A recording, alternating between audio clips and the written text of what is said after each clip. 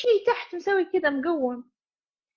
أنا أول ما شفته مقوم أقسم بالله إني صدمت وندمت على كل ريال دفعته في الغرفتين اللي دافع حقهم، لأنه لازم آخذ غرفتين، لأنه إحنا كابل يعني مو متزوجين أو شيء.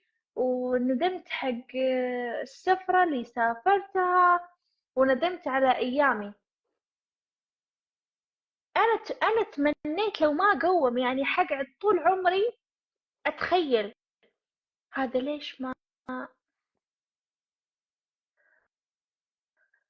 كفى عبود، هذا ليش ما قوم، أو مثلا حقول لو قوم كيف حيكون، عرفتوا؟ أول ما قوم أنا ندمت زي كذا والله. ونحيل زي كذا زي كذا. وهنا بدينا فقرة التمثيل عشان ما أحرجه، فمسوي فحل. دخلوا حسيت زي كذا والله. يوم دخلوا زي كأنك أخذت هذا القلم أو هذا وحطيته هنا. فهنا أنا بديت فقرة التمثيل، قعدت أقول امم يجنن. فلحظة أنا نسيت أنا. فقلت له دخله كله. فقعد يتعصر وقعد يسوي مجهود، فقلت له دخله كله، فقال لي كله. ونسيت قلت له ايه صح، عورتني. انا نسيت نفسي حرجته، فقلت له دخله كله. فشوي كان قاعد يسوي كذا. فيوم خلاص نسيت انه حقه صغير، قلت له يوه عورتني.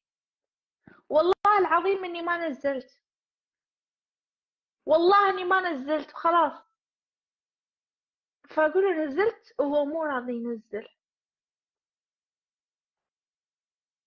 خلاص بعدين قلت له ترى واو يجنن نزلت.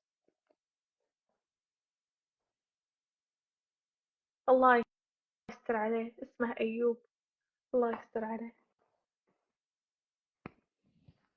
مسكين والله، كان حقه صغير مسكين، بس كنت قاعدة اقول له واو. يا رب يا رب. انا اتوقع ممكن الله يسامحني على ذنوبي، بس مستحيل يسامحني على الكذب اللي كذبته ذاك اليوم. فبعدين خلاص صرت اقول له صراحة، لا تبي الصراحة اسويها زي كذا. لا تبي الصراحة، تبي الصراحة احسن واحد سويت معاه علاقة جنسية. لا تبي الصراحة I love